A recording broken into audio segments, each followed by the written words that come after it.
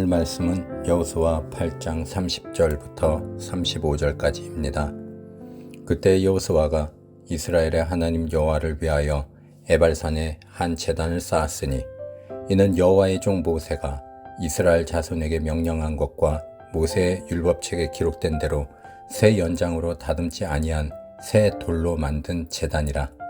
무리가 여호와께 번제물과 화목제물을 그 위에 드렸으며 여호수아가 거기서 모세가 기록한 율법을 이스라엘 자손의 목전에서 그 돌에 기록하매 온 이스라엘과 그 장로들과 관리들과 재판장들과 본토인뿐 아니라 이방인까지 여호와의 언약궤를 맨 레위 사람 제사장들 앞에서 궤 좌우에 서되 절반은 그리심산 앞에 절반은 에발산 앞에 섰으니 이는 전에 여호와의 종 모세가 이스라엘 백성에게 축복하라고 명령한 대로 함이라.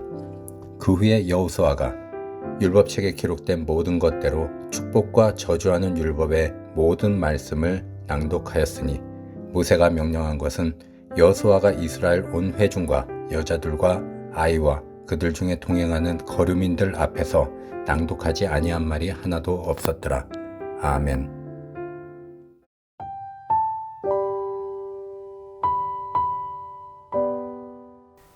여리고성을 격파하고 아이성까지 무너뜨린 이스라엘은 이제 다음 성을 향해 진격합니다. 그런데 그 전에 하나님께서는 잠시 그들을 멈추게 하시고 그들에게 특별한 일을 행하게 하십니다. 그들이 행한 세 가지 일을 보면서 오늘 우리의 삶에 한번 적용해 봅시다. 첫째로 그들은 제단을 쌓았습니다. 제단을 쌓는데 하나님께서는 망치 같은 도구를 사용해서 그것을 정교하게 다듬지 말라고 하십니다. 이 출애굽 당시에도 하나님은 이와 똑같은 것을 명령하셨습니다. 네가 내게 돌로 제단을 쌓거든 다듬은 돌로 쌓지 말라. 내가 정으로 그것을 쪼면 부정하게 함이니라. 왜 제단을 다듬으면 안 될까요? 이 제단을 더 멋지게 만들면 하나님을 더 잘 섬길 수 있을 것 같은데 말입니다. 제단은 제물을 올려놓는 곳입니다. 제물은 우리의 죄를 대신하여 죽임을 당합니다. 그 제물 때문에 우리의 죄가 용서받는 것은 하나님의 은혜입니다. 제물은 아무 죄가 없지만 우리를 대신하여 피를 흘려주는 것이죠.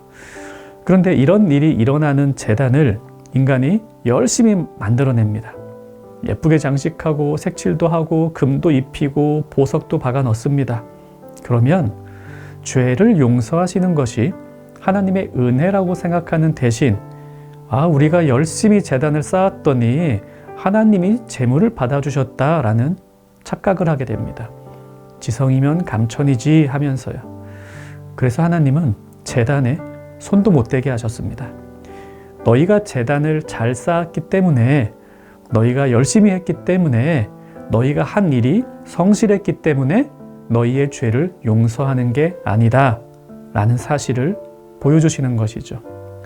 오직 하나님의 은혜로 제물을 받으시고 우리의 죄를 용서해 주십니다.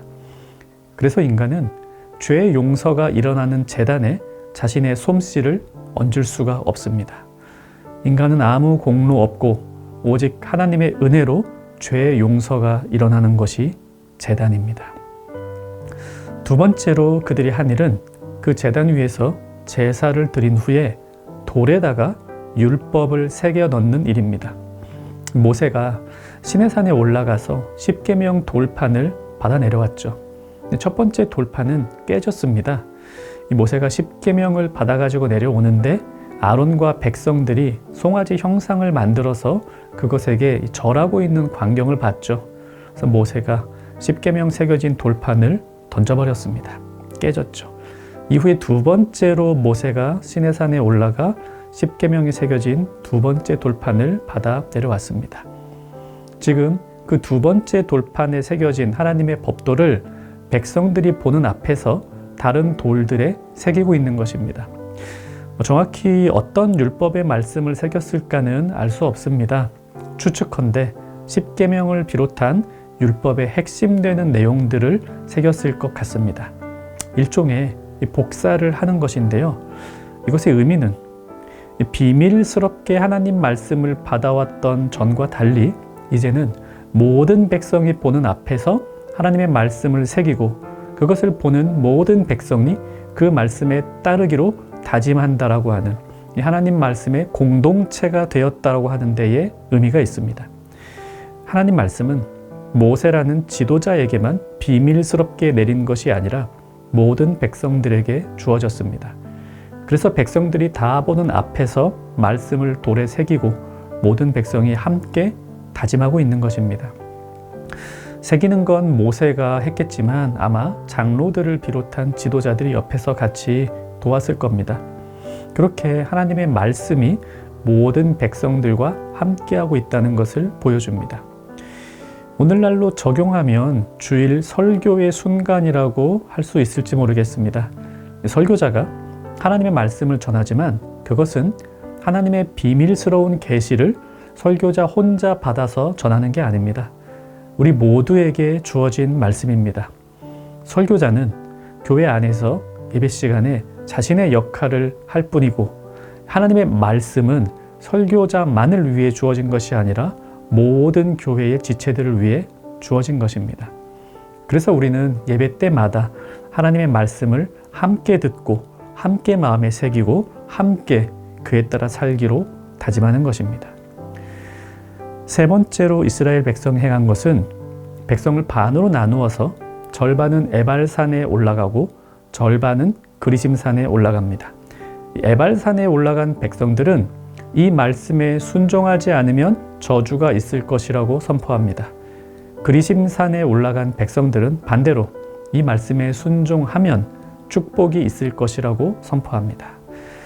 이것은 전에 하나님께서 미리 명령하셨던 것을 시행하는 것인데요.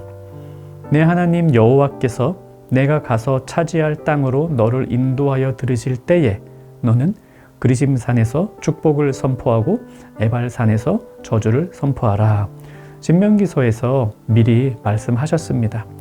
그리고 지금 그분의 약속대로 백성이 하나님 주시는 땅을 차지했고 그들은 축복과 저주의 선포를 했습니다.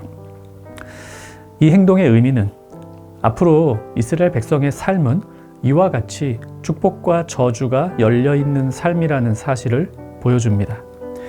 하나님 말씀은 이미 그들에게 주어졌습니다. 그들은 그 말씀에 순종할 수도 있고 불순종할 수도 있습니다. 하지만 하나님은 분명하게 말씀하십니다. 하나님 법도에 순종하면 복이 있을 것이고 불순종하면 저주가 있을 것이다. 오랜 시간이 지나 오늘 이 말씀을 보고 있는 우리의 삶도 마찬가지입니다. 우리 앞에는 두 갈래 길이 있습니다. 말씀에 순종하여 복을 받는 삶과 말씀에 불순종하여 저주를 받는 삶. 물론 복과 저주의 기준은 하나님이십니다. 하나님과 함께하는 삶이 복된 삶이며 그분이 없는 삶이 저주의 삶입니다. 바라기는 우리 모두가 오직 말씀에 순종하는 복된 길만을 걷기를 바랍니다. 그런데 실제로 우리의 삶은 왔다 갔다 하지요.